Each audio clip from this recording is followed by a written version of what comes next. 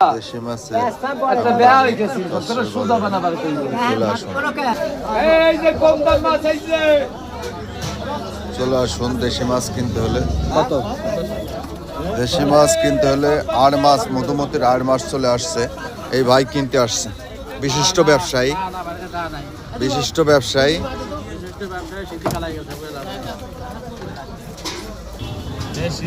দেশি কই 1100 টাকা কেজি আমাকে বাজারের বিশিষ্ট ব্যবসায়ী আলফাডাঙ্গার থেকে চলে আসছে দেশি চিংড়ি খাবেন আর বেচবেন খাবেন আর বেচবেন এই ভাই হলো খাঁটি মুরাদ ভাই হলো ভাইরাল এর সবসময় জন্য ভালো মাছ নিয়ে আসে সস্ত্রাল বাজারে এটা গজার মাছ যারা খাবেন চলে আসবেন কিনতে চলে আসবেন